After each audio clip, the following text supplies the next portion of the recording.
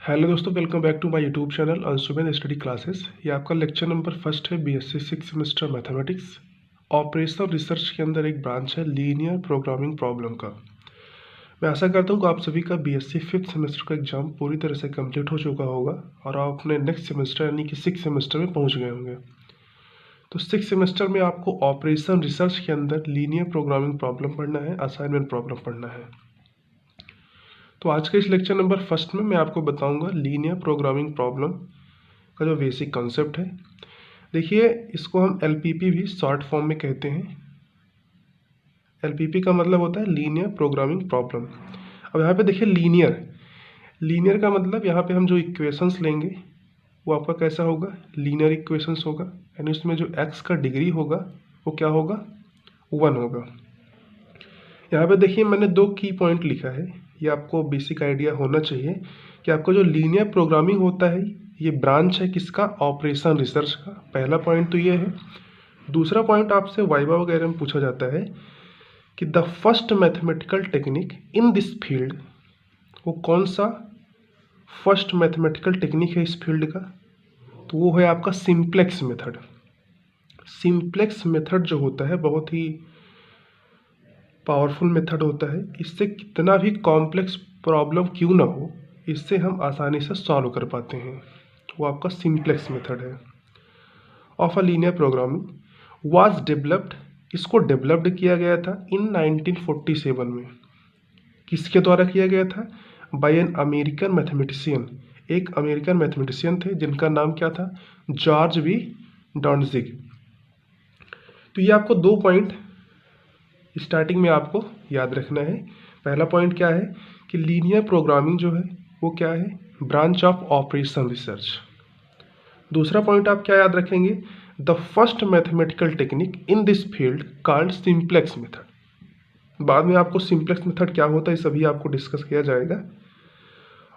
Of linear programming was developed in 1947। इसको 1947 में developed किया था। किसने किया था, बाय एन अमेरिकन मैथमेटिशियन। एक अमेरिकन गणितज्ञ थे जिनका नाम क्या था, जॉर्ज बी डॉन्जिग। तो चलिए बात करते हैं लीनियर प्रोग्रामिंग क्या होता है। मैंने आपको बता ही दिया, लीनियर यहाँ पे लिखा है तो यहाँ पे जो इक्वेशंस लिए जाएंगे, ऑब्जेक्टिव फंक्शन आपका जो होगा वो लीनियर इक्वेशन के फॉर्म में लिया जाएगा, जिसमें उसकी डिग्री जो होगा वो 1 होगा। अब यहाँ पे देखिए लीनियर प्रोग्रामिंग जो है वो इम्पॉर्टेंट ऑप्टिमाइजेशन टेक्निक होता है। ऑप्टिमाइजेशन का मतलब क्या होता है कि आप किसी फंक्शन को मैक्सिमा करेंगे या फिर मिनिमम करेंगे, तो मैक्सिमाइजेशन अथवा मिनिमाइजेशन को ही बोलते हैं ऑप्टिमाइजेशन। तो लीनियर प्रोग्रामिंग क्या होता है, इज एन इम्पॉर्टेंट ऑप्टिमाइजेशन होता है। मैंने ब्रैकेट में लिखा है कि मैक्सिमाइजेशन अथवा मिनिमाइजेशन, जिसका यूज हम कहाँ करते हैं, डिसीजन मेकिंग में करते हैं इन बिजनेस। तो बिजनेस के फील्ड में इसको हम डिसीजन मेकिंग के रूप में इसका यूज करते हैं। जैसे कि आपको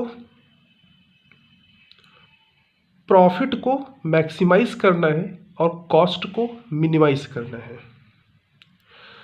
और कहाँ इसका यूज करते हैं, solving problems in industry, commerce, military operations.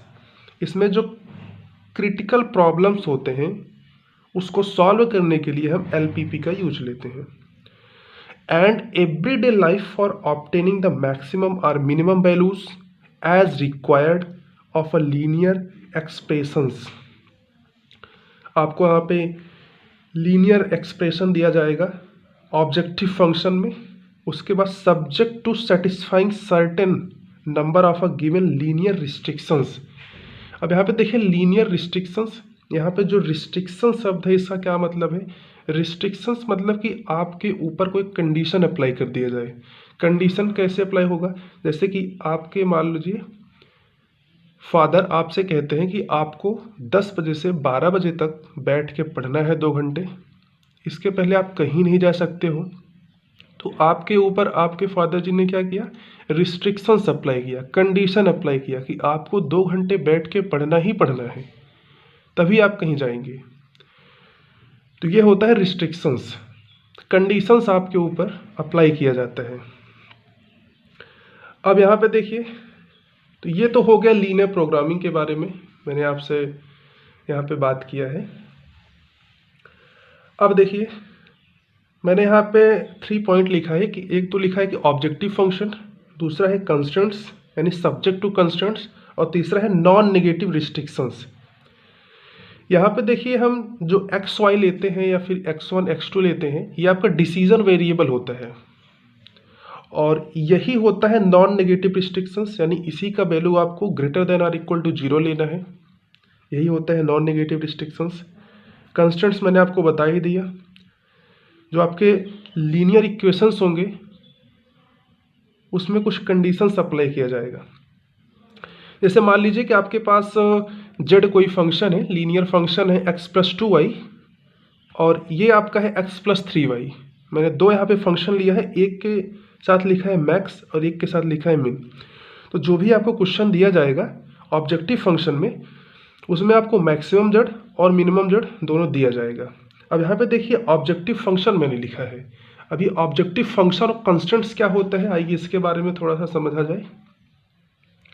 देखिए आपका जो ऑब्जेक्टिव फंक्शन होता है इसका क्या मतलब है, अगर आप लिखना चाहें तो आप लिख सकते हैं कि the function which is to be optimised, the function which is to be optimised, optimised that means maximised और minimised, is called an objective function. यहाँ पे आपके पास लीनियर फंक्शन होगा, उसी फंक्शन को आपको मैक्सिमाइज और मिनिमाइज करना है, यही होता है आपका ऑब्जेक्टिव फंक्शन।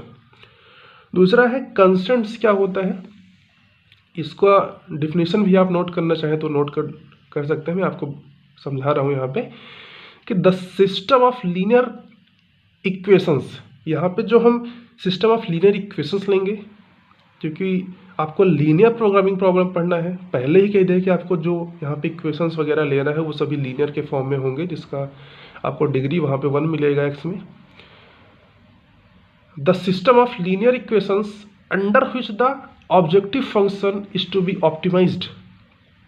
आपको लीनियर फंक्शन लेना है जिसके अंदर आपका जो ऑब्जेक्टिव फंक्शन होगा वो ऑप्टिमाइज्ड होगा, यानी कि मैक्सिमाइज होगा या मिनिमाइज होगा। इसे ही क्या कहते हैं, कंस्टेंट्स कहते हैं। जैसे मान लीजिए आपके पास ये मैक्स जेड है और ये मिन जेड है। दो एग्जांपल के थ्रू मैं आपको समझाने का यहाँ पे प्रयास करता हूँ। इसके बाद देखिए जैसे ही आपको ऑब्जेक्टिव फंक्शन यहाँ पे जेड दिखेगा, इसके बाद आपको तुरंत मिलेगा सब्जेक्ट टू कंस्टेंट्स। ये आपका लीनियर इक्वेशन के फॉर्म में मिलेगा, जैसे कि मान लीजिए x+4y great less than or equal to 2 है, और एक इक्वेशन आपको इसी के साथ और मिलेगा, जैसे कि मान लीजिए x-2y less than or equal to 4। इसमें भी आपको सेम मिलेगा, सब्जेक्ट टू कंस्टेंट्स मिलेगा। यहाँ पे इसको मैं ST से डिनोट कर रहा हूँ, आप इसको समझ लीजिएगा कि मैंने सब्जेक्ट टू कंस्टेंट्स लिखा है। यहाँ भी आपको मिलेगा x+4y, मान लीजिए इसमें greater than or equal to यहाँ पे 2 है, और ये आपका है x-y greater than or equal to 6। तो ये आपका मैक्स जेड है, यानी ऑब्जेक्टिव फंक्शन है, ये आपका कंस्टेंट्स है लीनियर इक्वेशन में।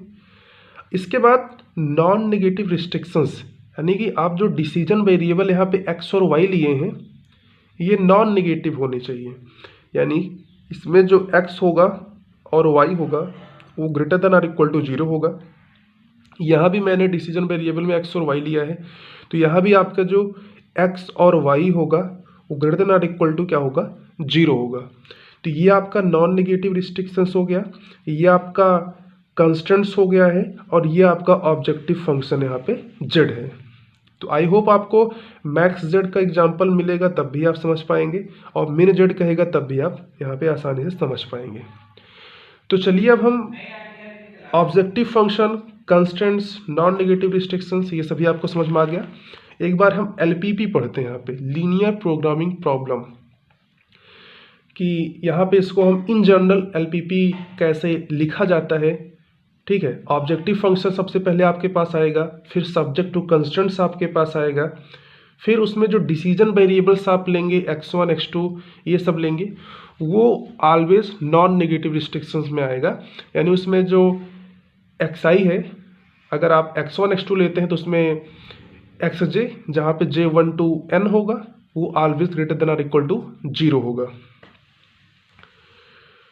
तो चलिए यहाँ पे हम LPP समझते हैं, लीनियर प्रोग्रामिंग प्रॉब्लम क्या है, उसको हम स्टेप बाय स्टेप समझेंगे। देखिए, जो आपका लीनियर प्रोग्रामिंग प्रॉब्लम है इसमें थ्योरेटिकल पोर्शन ज़्यादा है, आपको थ्योरी बेस पढ़ना है। अब मैं यहाँ पे हर एक चीज़ लिखूँगा, थ्योरी लिखूँगा तो बहुत ज़्यादा समय लगेगा, वीडियो का स्ट्रेंथ बहुत ज़्यादा हो जाएगा। यानी कि आप ऐसा करिए कि आपको यहाँ पे थ्योरी पूरा कंप्लीट मिलेगा, बढ़िया से आप नोट्स बनाइए, क्योंकि आपको यूनिवर्सिटीज़ एग्ज़ाम में थ्योरेटिकल पेपर देना है, ना कि आप ऑब्जेक्टिव लिखेंगे। तो आपको थ्योरी भी आना चाहिए, साथ ही साथ आपको कॉन्सेप्ट भी एकदम बढ़िया से समझ में आना चाहिए। तो यहाँ पे थ्योरी आपको लिखा हुआ मिलेगा, स्टेप बाय स्टेप उसको मैं आपको समझाऊंगा, आपको पूरी तरह से समझ में आ जाएगा। उसके बाद हम जो आपका मेथड होगा, जैसे कि पहला तो आपका ग्राफिकल मेथड है, जो कि 2 वेरिएबल्स में उसको हम सॉल्व करते हैं, सॉल्यूशन फाइंड करते हैं। उसके बाद आपका सिंप्लेक्स मेथड है, फिर बिगियम मेथड है, ऐसे ऐसे कई मेथड हैं आपके, नॉर्थ वेस्ट कॉर्नर मेथड है, फिर आपका असाइनमेंट प्रॉब्लम आ जाएगा। तो ऐसे ही पूरा हम कंप्लीट करेंगे, आप टेंशन मत लीजिएगा। चलिए सबसे पहले LPP समझा जाए कि linear programming problem, step by step मैं आपको समझाता हूँ। इसका मैट्रिक्स फॉर्म भी बताऊँगा और इन जनरल फॉर्म भी बताऊँगा। अब देखिए, मैंने आपको ऑब्जेक्टिव फंक्शन और कंस्ट्रेंट का यहाँ पे डेफिनेशन भी आपका आ गया है, क्योंकि मैंने आपको इसको पहले समझा दिया है तो आपको आसानी होगा लिखना। तो यहाँ पे देखिए LPP का मतलब आपको पता ही है, linear programming problem. LPP includes a set of simultaneous linear equations. मैंने आपको बताया ना, इसमें जो इक्वेशंस होगा कैसा होगा, लीनियर इक्वेशंस होगा। व्हिच रिप्रेजेंट, जो रिप्रेजेंट करता है क्या, the conditions of the problem and a linear function. यहाँ पे कंडीशंस रिप्रेजेंट करेगा, एंड और अ लीनियर फंक्शन, आप जो ऑब्जेक्टिव फंक्शन लेंगे, which expresses the objective function of the problem.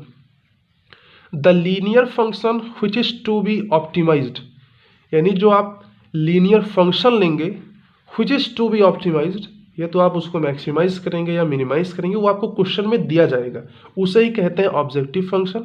मैंने आपको अभी डिफिनेशन लिखवाई है। And the condition of the problem expressed as simultaneous linear equations या inequalities are referred as constants, उसको ही बोलते हैं कंस्टेंट्स।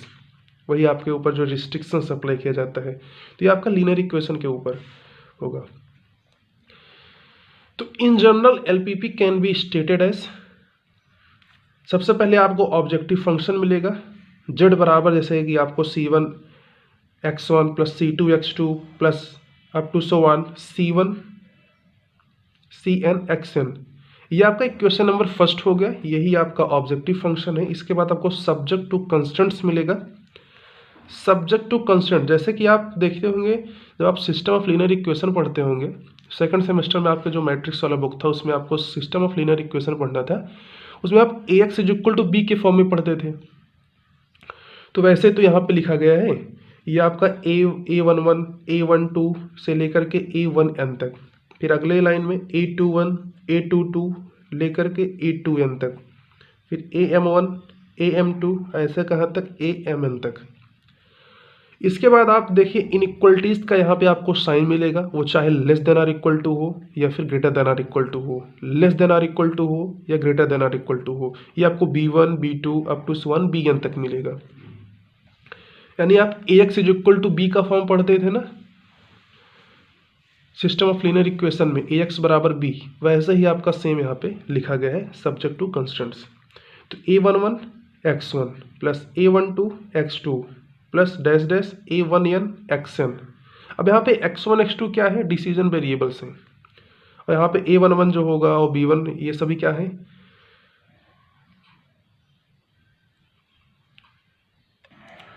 यहाँ पे x1 x2 ये सब क्या है, ये आपके डिसीजन वेरिएबल्स हैं, और A11 A12 से लेकर के AMn तक और B1 B2 Bn तक ये सभी क्या है, कांस्टेंट है। तो AX बराबर B का फॉर्म आप पढ़े हैं, वैसा ही सेम यहाँ पे लिखा गया है। सबसे पहले आपको ऑब्जेक्टिव फंक्शन, फिर सब्जेक्ट टू कंस्ट्रेंट्स, ये आपसे भी आपके क्या है, लीनियर इक्वेशंस हैं। यहाँ पे रिस्ट्रिक्शंस अप्लाई किया गया है, लेस देन और इक्वल टू होगा, ग्रेटर देन और इक्वल टू होगा। यहाँ पे B1 B2 Bn आपको मिलेगा। इक्वेशन नंबर फर्स्ट हो गया, इक्वेशन नंबर सेकंड हो गया।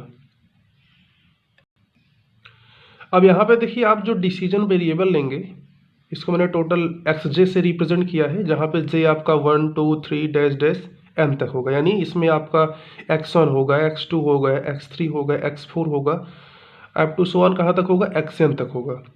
ये सभी डिसीजन वेरिएबल्स आपके कैसे हो जाएंगे, नॉन नेगेटिव रिस्ट्रिक्शंस। मैंने आपको बताया ना नॉन नेगेटिव, ये greater than or equal to 0 होगा।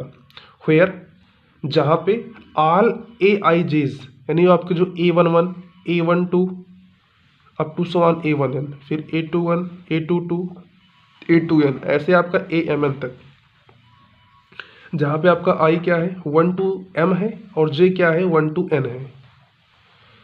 ऐसे ही आप जो BIs लिए हैं, जैसे कि B1 B2 B3 up to so on Bn तक, इसमें आपका I कहाँ से कहाँ तक होगा, 1 to m तक होगा, यानी 1 2 3 4 ऐसे ही आपका m तक। ये सभी क्या हैं, आर कॉन्स्टेंट्स।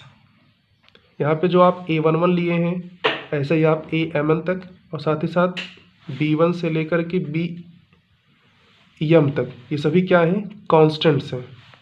एंड xj's आज वेरिएबल्स, और यहाँ पे आप जो नॉन नेगेटिव रिस्ट्रिक्शंस लिए हैं xj, ये क्या है आपका डिसीजन वेरिएबल्स है, जहाँ पे आपका जो j है वो आपका 1 2 3 4 से लेकर के n तक है। तो ये आपका हो गया इन जनरल फॉर्म में LPP। अब आप मैट्रिक्स फॉर्म में भी समझ लीजिए कि मैट्रिक्स फॉर्म क्या होता है लीनियर प्रोग्रामिंग प्रॉब्लम का। यहाँ पे आपको ऑप्टिमाइज मिलेगा, यानी आपका जो z यहाँ पे लीनियर फंक्शन होगा, इसमें आपको मैक्स z मिलेगा या मिन z मिलेगा। अब z बराबर c इंटू एक्स है, ये आपका कोई ऑप्टिमाइज्ड ऑब्जेक्टिव फंक्शन है, z बराबर cx। सब्जेक्ट टू कंस्टेंट्स यहाँ पे दिया गया है ax, और इनइक्वलिटीज में आप less than or equal to greater than or equal to B लेंगे, यानी जैसे कि आप ax बराबर b का फॉर्म पढ़ते थे ना मैट्रिक्स फॉर्म में, वैसे ही सेम। उसके बाद आप जो ऑब्जेक्टिव फंक्शन में यहाँ पे x डिसीजन वेरिएबल लिए हैं, वो नॉन नेगेटिव रिस्ट्रिक्शंस में होना चाहिए, यानी greater than or equal to 0 होगा।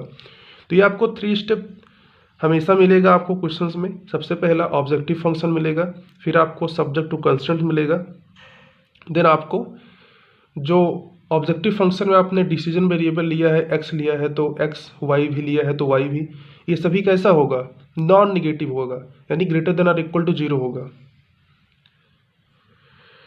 वेयर अब यहाँ पे लिखा गया है जो कैपिटल A है वो क्या है, AIJ है। अब AIJ का मतलब आप समझ रहे हो कि A11 से लेकर के AMn तक, जहाँ पे I आपका वेरी करेगा 1 2 3 से लेकर के m तक, और J आपका करेगा 1 2 3 से लेकर के n तक। ये क्या है, ये जो कोफिशिएंट मैट्रिक्स है of order m cross n, क्योंकि आप जो यहाँ पे मैट्रिक्स लिए हैं वो m क्रॉस n ऑर्डर का है, और अथवा कोफिशिएंट ऑफ डिसीजन वेरिएबल्स, जो आप डिसीजन वेरिएबल्स लिए हैं ना, उसमें x1 x2 x3, उसका जो कोफिशिएंट है वही आपका कैपिटल A है। और यहाँ पे C क्या है, जो आप C लिए हैं यहाँ पे, ये आपका क्या है, रो वेक्टर है।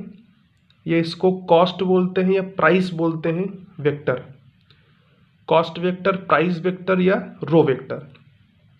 अब देखिए रो वेक्टर इसका नाम क्यों पड़ा, क्योंकि इसमें रो की जो संख्या है, नंबर ऑफ रोज जो है वो 1 है, और नंबर ऑफ कॉलम्स की संख्या n तक है।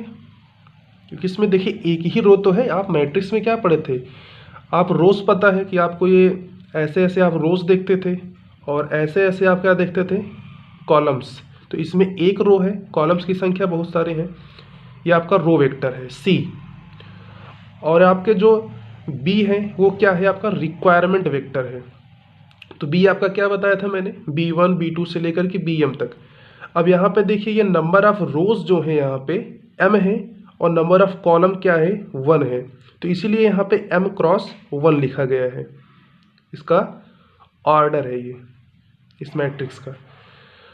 अब यहाँ पे देखिए आपने C तो लिया है, साथ ही साथ x लिया है। अब x में क्या है, यहाँ पे x1 x2 से लेकर के xn तक है, और यहाँ पे इसका जो ऑर्डर है मैट्रिक्स का वो क्या है, इसमें नंबर ऑफ रोज की संख्या कितना है, n है, और कॉलम्स की संख्या क्या है, 1 है, तो n क्रॉस 1 ये आपका क्या कहलाएगा, डिसीजन वेरिएबल्स कहलाएगा। इसमें जो कैपिटल X है आपका, इसमें जिसमें आपने लिया है x1 x2 से लेकर के xn तक, ये सभी आपका डिसीजन वेरिएबल्स कहलाएगा। अथवा इसको आप कह सकते हो column vector of decision vector, column vector of decision vector. Column vector कैसे बोलेगो, जिसमें केवल एक कॉलम हो, बाकी रोज कई हो सकते हैं, तो ये आपका कॉलम कहलाता है। जिसमें केवल एक रोज होगा और कॉलम कई होगा, ये आपका रो वेक्टर कहलाएगा। तो आपको ये पता चल गया होगा कि मैट्रिक्स फॉर्म में हम एलपीपी को कैसे रिप्रेजेंट करते हैं। सबसे पहले ऑप्टिमाइज होगा z बराबर cx, फिर सब्जेक्ट टू कंस्टेंट होगा। इनइक्वलिटीज के फॉर्म में कंस्टेंट आएगा, less than or equal to होगा, greater than or equal to होगा। एंड आप जो डिसीजन वेरिएबल्स लेंगे, x1 x2 अगर ले रहे हैं तो x1 x2, x और y ले रहे हैं तो x और y, ये आपका नॉन नेगेटिव होना चाहिए, यानी greater than or equal to 0 होगा। अब यहाँ पे आपको बताया गया है कि वेयर कैपिटल A क्या है, ये आपका coefficient matrix of order m cross n है। इसको आप बोल सकते हो कोफिशिएंट ऑफ डिसीजन वेरिएबल्स। यहाँ पे C क्या है, C आपका रो वेक्टर है, जिसको आप कॉस्ट वेक्टर या प्राइस वेक्टर बोलते हो। रोज वेक्टर इसको क्यों बोलेंगे, क्योंकि इसमें रोज की संख्या 1 है, कॉलम्स की संख्या कई है। B आपका क्या होता है, रिक्वायरमेंट वेक्टर होता है। m क्रॉस 1 ऑर्डर का आपका B है, और n क्रॉस 1 ऑर्डर का आपका C है। अब C यहाँ पे आपका जो C है उसको मैंने बताया रो वेक्टर। यहाँ पे जो X है वो आपका डिसीजन वेरिएबल्स या column vector of decision vector कहलाता है। तो आज के लेक्चर में आपने क्या सीखा, सबसे पहले 2 की पॉइंट आपको मैंने बताया। की पॉइंट आपके सामने यहाँ पे एक बार फिर से आप समझ लीजिए, पूरे वीडियो का आप समरी यहाँ पे देखिए कि आपको क्या क्या आज के लेक्चर में पता चला। ये आपका जो लीनियर प्रोग्रामिंग है ये ब्रांच है किसका, ऑपरेशन रिसर्च का। दूसरा पॉइंट आपको क्या पता चला है कि जो फर्स्ट मैथमेटिकल टेक्निक है इस फील्ड का, उसको नाम दिया गया है simplex method of a linear programming के अंदर, और इसको डेवलप्ड किया था इन 1947 बाय एन अमेरिकन मैथमेटिशियन जिसका नाम था जॉर्ज वी डॉन्सिक। उसके बाद मैंने आपको बताया कि लीनियर प्रोग्रामिंग क्या होता है। तो linear programming is an important optimisation technique. Optimisation का मतलब आपने बताया कि आपको कोई लीनियर फंक्शन दिया जाएगा, उसको आपको ऑप्टिमाइज दैट मीन्स कि आप उसको मैक्सिमाइज करेंगे या फिर मिनिमाइज करेंगे। Used in decision making in business, तो बिजनेस के फील्ड में आप डिसीजन मेकिंग के तौर पे आप इसका यूज करते हो। जैसे कि आपको कॉस्ट को क्या करना है, जैसे आप कॉस्ट को मिनिमाइज करेंगे, जो आपको प्रॉफिट होगा उसको आप मैक्सिमाइज करेंगे। तो ऐसे यहाँ पे हम एलपीपी का यूज करते हैं। आप solving problems in industry, commerce, military operations, जो आपके क्रिटिकल प्रॉब्लम्स होते हैं उसको सॉल्व करने के लिए हम एलपीपी का भी यूज करते हैं, etcetera. And everyday life for obtaining the maximum और minimum values as required of a linear expressions subject to satisfying certain number of given linear restrictions. Restrictions मैंने आपको बता ही दिया, कंडीशंस अप्लाई किया जाता है लीनियर इक्वेशन के ऊपर। फिर आपने objective function, constants, non negative restrictions ये सभी समझे कि आपको मैक्स जेड के भी फॉर्म में मिलेगा और मिन जेड के भी फॉर्म मिलेगा। फिर आप सब्जेक्ट टू कंस्टेंट्स लिखेंगे, आपके पास 1 या 2 लीनियर इक्वेशंस होगा, उसमें रिस्ट्रिक्शंस होगा, यानी कि उसमें इनइक्वलिटीज़ लगा होगा, या तो लेस देन होगा या greater than or equal to होगा। और इसमें आप जो डिसीजन वेरिएबल्स लेंगे, यानी ऑब्जेक्टिव फंक्शन में जो आपका x होगा, अगर x1 x2 तो होता, यहाँ पे हम x1 x2 ग्रेटर देन 0 लिखते हैं। यहाँ जो कि यहाँ पे x और y है, यहाँ पे x और y क्या होगा, greater than or equal to 0। इसके बाद आपने समझा इन जनरल फॉर्म में एलपीपी को कैसे रिप्रेजेंट करते हैं, फिर मैट्रिक्स फॉर्म में कैसे रिप्रेजेंट करते हैं, तो ये सभी बातें। तो आज के इस लेक्चर को मैं यहाँ पे एंड करूँगा। इसके बाद अगले लेक्चर में आपका जो आएगा वो टाइप्स ऑफ सॉल्यूशंस आएगा, जिसमें आपको बताया जाएगा कि सॉल्यूशन का डिफिनीशन क्या है, फिजिबल सॉल्यूशन क्या होता है, फिजिबल रीजन क्या होता है, कॉर्नर पॉइंट क्या होता है। क्योंकि आप जब ग्राफिकल मेथड पढ़ेंगे ना, तो उसमें आप कॉर्नर पॉइंट से ही ऑप्टिमल सॉल्यूशंस फाइंड आउट करते हैं, तो आपको ऑप्टिमल सॉल्यूशन का भी डिफिनीशन बताया जाएगा। तो ये सभी बातें आपको अगले लेक्चर में आपको बताया जाएगा। तो आप इस पूरे लेक्चर को बढ़िया से एक बार लिखिए, एक बार लिखिए, 2 बार लिखिए और अच्छे से समझिए इसको। कोई भी डाउट आता है तो आप मुझे बताइएगा, अगले लेक्चर में आपको वो डाउट बताया जाएगा। तब तक के लिए धन्यवाद, पढ़ते रहिए, मस्त रहिए।